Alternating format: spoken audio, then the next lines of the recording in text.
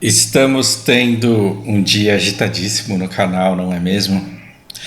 Esse vídeo está sendo possível graças a Mari, que precisou cancelar a aula dela de última hora.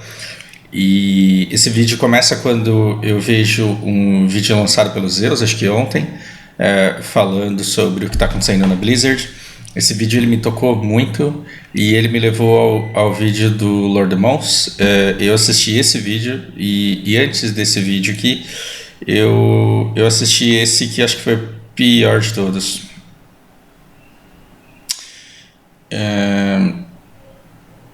Então, assim,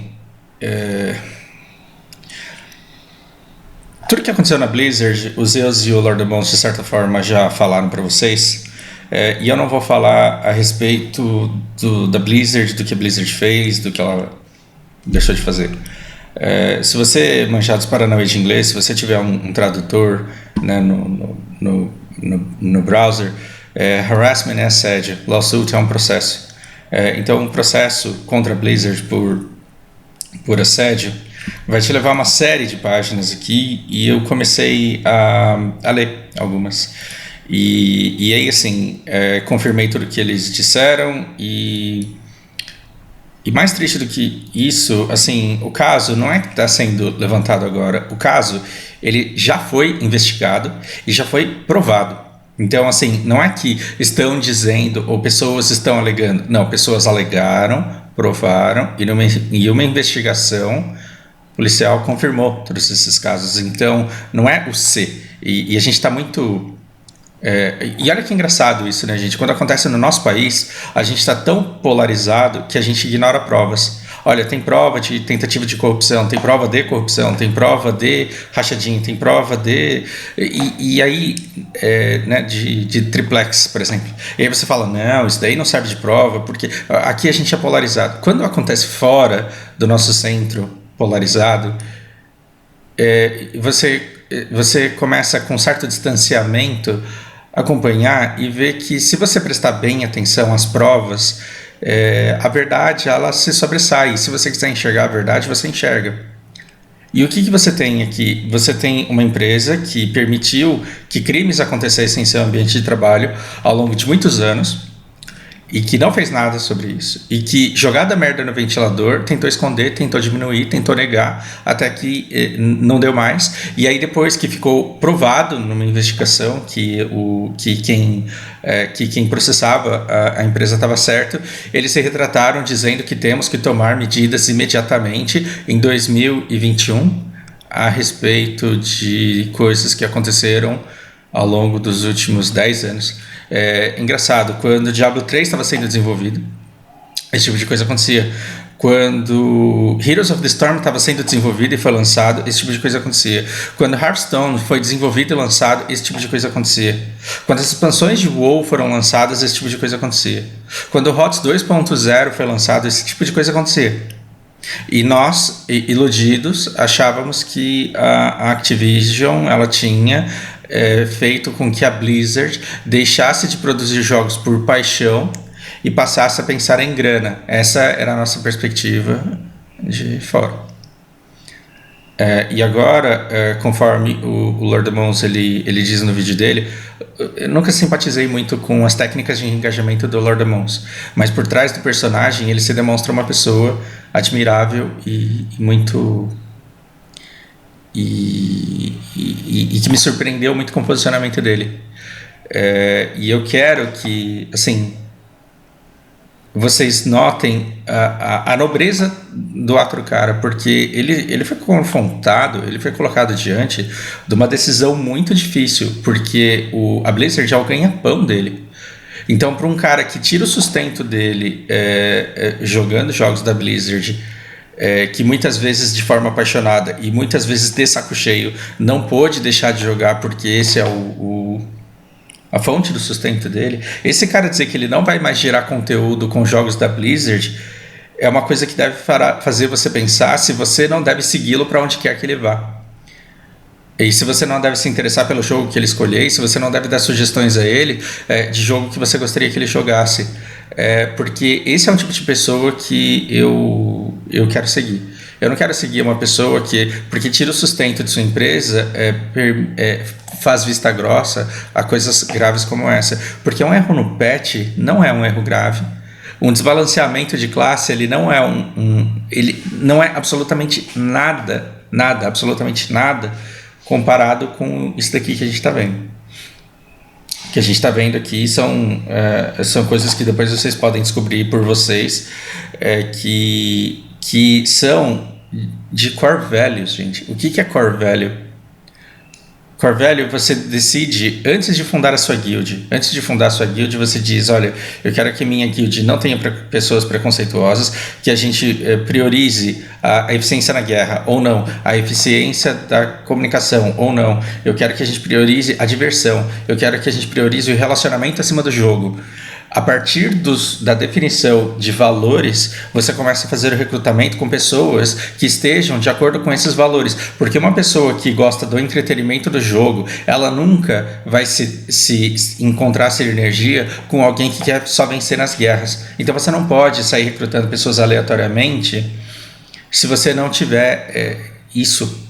Então, por mais que o seu produto seja uma Coca-Cola, por mais que o seu produto seja um carro da Toyota, você terá que ter core values para que milhares de pessoas se juntem, cada uma com um pedacinho da atividade para fazerem, para que aquilo consiga ser entregue. Porque no meio do caminho elas vão ter que se relacionar, elas vão ter que ter contato umas com as outras. E é impossível que pessoas que com valores dorsais, de espinha dorsal diferentes, consigam conviver em harmonia ao longo de muito tempo.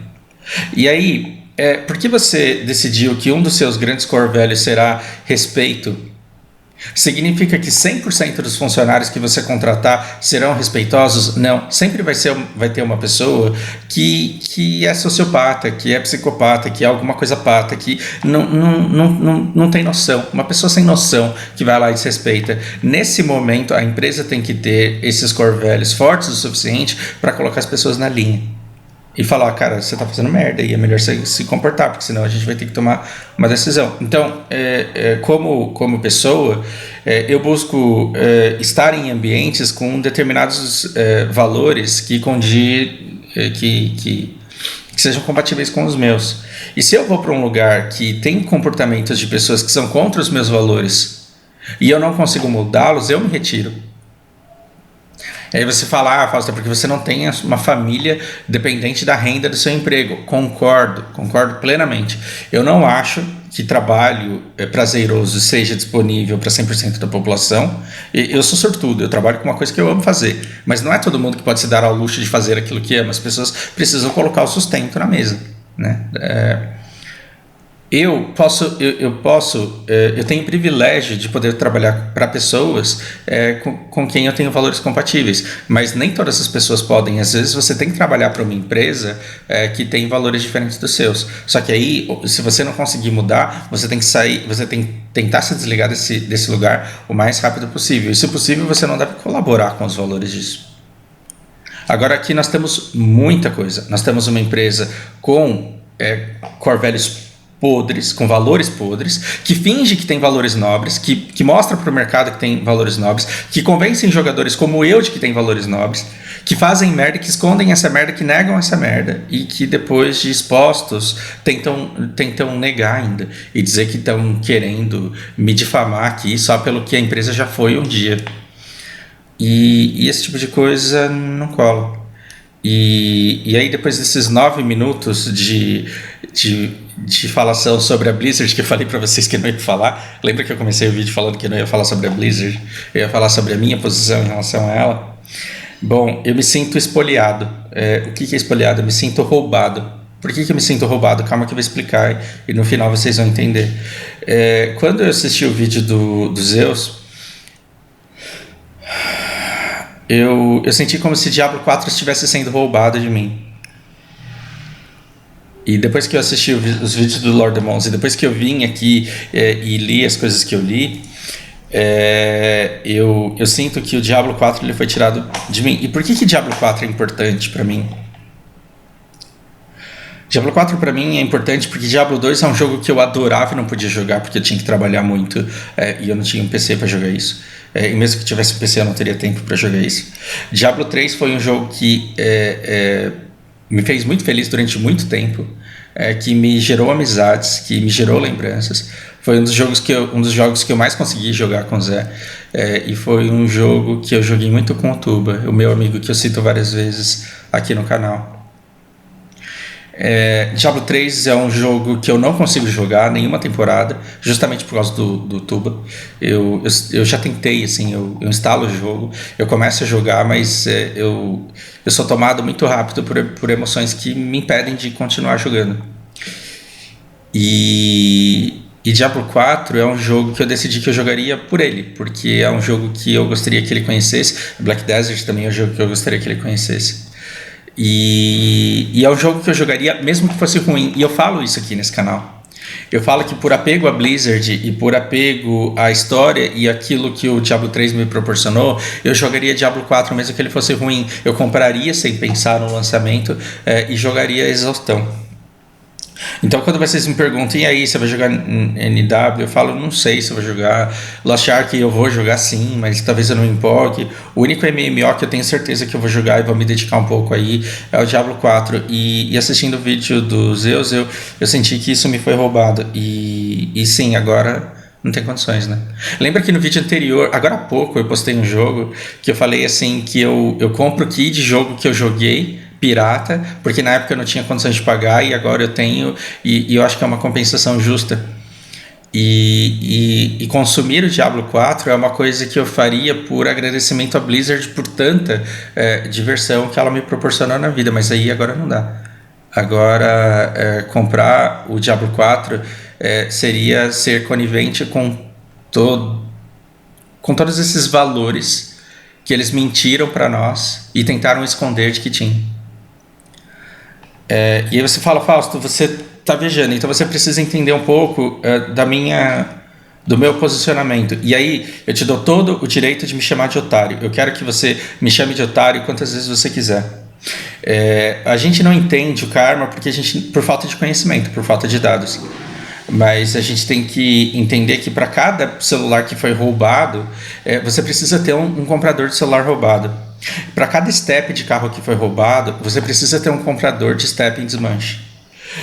E que quando você, espoliado do seu celular, não tem dinheiro, quando você tem o seu celular roubado e você não tem dinheiro para comprar um novo, tudo que você tem é 50 conto na carteira e você precisa do celular para trabalhar, aí você vai lá naqueles becos da Santa Efigênia e você paga 50 conto num celular recondicionado, você sabe que você está alimentando uma indústria que pode vir a roubar o seu celular de novo da sua mão.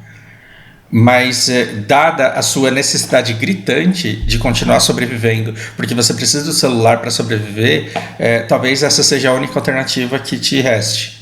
Mas se você está um pouquinho avançado, se você já consegue fazer investimentos, se você já consegue, você de alguma maneira tem que fazer a sua parte para quebrar determinados ciclos, mesmo que o resultado dele seja tão pequeno, mas tão pequeno, mas tão pequeno, que você nunca venha a reconhecer. E eu sou alguém que tenta fazer essas micro ações para melhorar um pouco o meu karma e para melhorar um pouco o mundo onde eu vivo e a sociedade onde eu vivo. Aí você fala, Fausto, você é hipócrita, você está querendo aparecer como ser humano bom, você não tem noção do lixo de ser humano que você é. Pode até ser, mas a intenção ela é boa. Então quando alguém rouba um step meu, quando alguém rouba um celular, eu fico feliz? Claro que não. Eu tenho vontade de espancar o assaltante? É claro que sim. Eu tenho vontade de sair chutando um monte de coisa, eu tenho vontade de mudar o país inteiro, é claro que tenho vontade. Mas na hora de substituir o meu aparelho e na hora de substituir o meu pneu step, eu vou comprar produtos originais. Então, quando eu compro o celular, eu já assumo determinados riscos. Se eu não vou fazer seguro do celular, eu já assumo que a durabilidade dele vai ser X tempo. E esse X tempo, ele inclui depreciação, ele inclui quebra por excesso de uso e o risco de roubo. Então o risco ele já está ali. Por mais que eu more num bairro perigoso, e olha que o lugar onde eu moro é relativamente seguro, dificilmente você conhece alguém que já teve 50 telefones roubados. O cara tem que morar num lugar muito ruim mesmo, e aí é melhor que ele nem tenha. Mas eu vivo levando em consideração determinados riscos. Para quê? Para não alimentar determinadas indústrias. Porque se o cara que vende celular roubado, ele tem 20 aparelhos e hoje ele vende 2, ele vai precisar de substituição de estoque. Se o cara tem 2 iPhones e compra os 2 hoje, ele vai precisar de iPhone e ele vai pedir para alguém. E esse alguém vai roubar o telefone de alguém. Por quê? Porque quem vende produto roubado só tem produto roubado. O cara não vende produto original. Não é porque você comprou um celular roubado dele que ele vai falar, agora eu vou comprar da Apple. Não. Ele vai comprar de alguém que está assaltando. E é muito interessante para mim que um cara tente vender um celular e não consiga. Por quê? Porque naquele dia o cara não está precisando. Aí ele vai em outro e aquele cara naquele dia ele também não está precisando. Por quê? Porque ele já comprou um monte de celular roubado e esse negócio não está vendendo. Então, se da noite pro dia a gente deixasse de comprar coisa... Eu tô falando do mundo utópico. Você quer ver a realidade, você senta na rua e vê carro passar. Saudade Red. Mas se eu não posso chegar nesse mundo utópico, pelo menos eu tenho que ter a minha mínima participação nisso, certo? Seguindo esse raciocínio, eu sou espoliado dos produtos da Havan, por exemplo. Vamos ver se a gente acha o arquivo que eu estava tentando o site que eu estava tentando encontrar.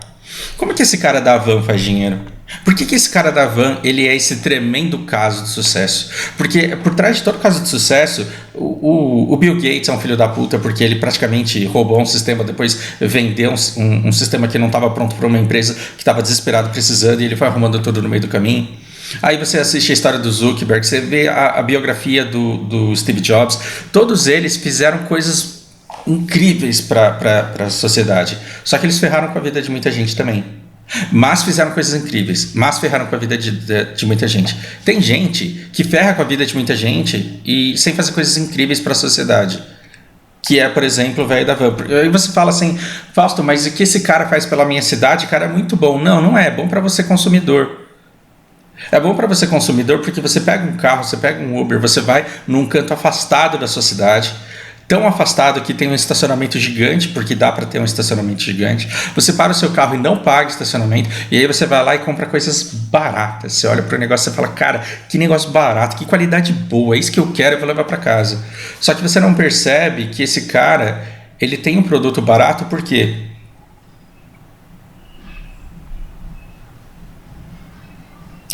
Esse cara, ele tem um produto barato porque ele deve pro governo, ele tem 650 milhões de dívida com a Receita Federal e ele ainda, isso é o que ele tem de dívida, mas ele ainda tem 123 milhões de dívidas parceladas.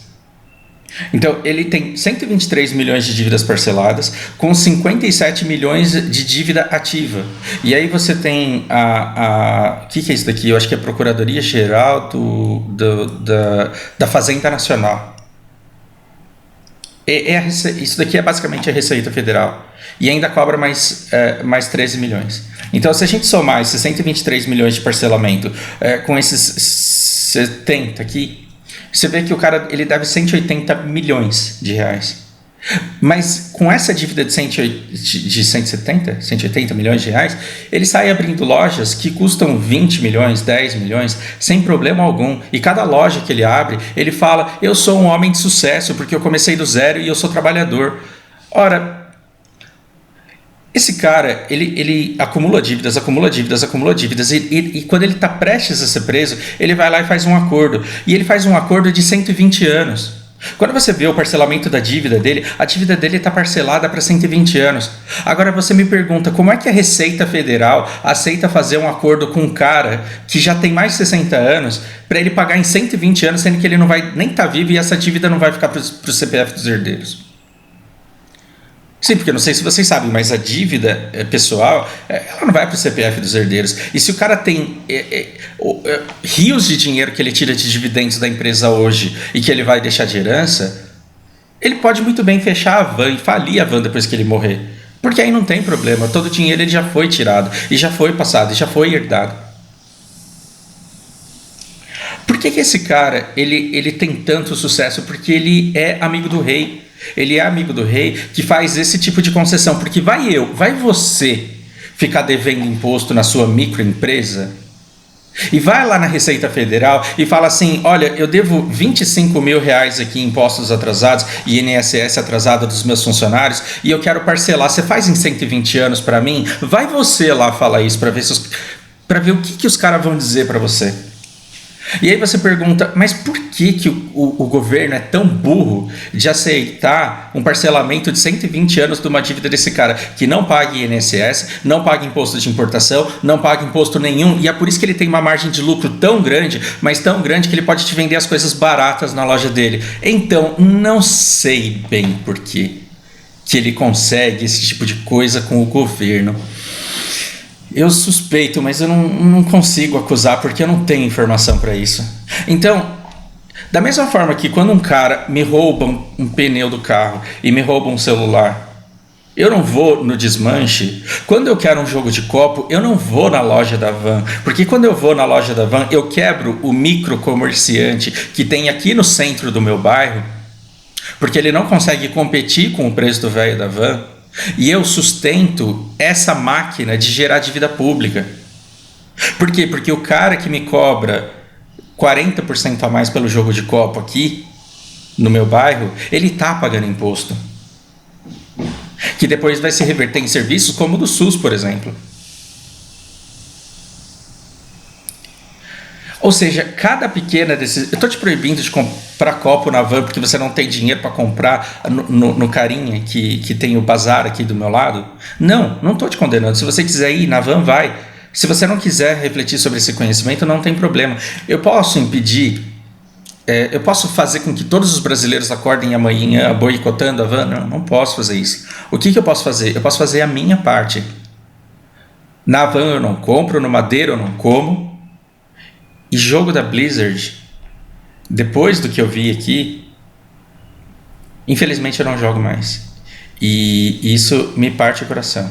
Aí você vai falar, Fausto, você vai parar de jogar HOTS? Não, eu vou continuar fazendo aquelas minhas ranqueadas, as missões diárias em ranqueadas de HOTS.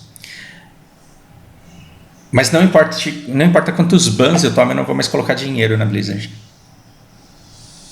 Diablo eu não compro, e se eu jogar vai ser pirata. E como eu não gosto de coisa pirata, então o Diablo 4 é uma coisa que me foi roubada. Agora, se essa empresa fecha, se as pessoas que desenvolvem saem, se elas fundam uma nova empresa, e se elas lançam um MMORPG com o legado daquilo que elas aprenderam nessa empresa, talvez eu vá. Essa estrutura a gente vai ter que ver como que serão os desdobramentos daqui para frente. Eu quero saber como que a Blizzard vai se posicionar e qual que vai ser o desdobramento de tudo isso, que atitudes eles vão tomar. Agora, apoiar essa existência com a natureza que ela tem, gente, isso daqui é muito diferente de fazer um jogo ruim, é muito diferente de fazer um jogo bugado. É literalmente nos enganar com cada lançamento, com cada conteúdo, tentando dizer pra gente que a coisa estava sendo desenvolvida de um jeito, sendo que não era bem daquele jeito. É a mesma coisa de você comprar camisa numa loja a vida inteira e depois descobrir que quem está fazendo essas camisas é um monte de escravo boliviano ali na... Como que é o nome? Esqueci o nome do bairro ali. São Paulo. O mínimo que a gente pode fazer é parar de comprar camisa dessa loja. Porque tem coisa que, direto ou indiretamente, quando você consome, você participa daquilo. Isso deve ser evitado. E aí você pode falar, Fausto, você é hipócrita porque você tem um monte de coisa da China que você importa e você não sabe como as coisas são feitas. Pois é. Aí eu tenho a desculpa da ignorância. Não sei. Agora, a partir do momento que eu sei, como é que eu vou continuar comprando? Como é que eu vou continuar fazendo? Como é que eu vou continuar participando disso? Então, se as coisas já estavam ruins para os jogos na minha vida, que dirá agora que Diablo 4 me foi tomado? Me digam o que vocês pensam sobre isso. Por hora é isso, um grande abraço.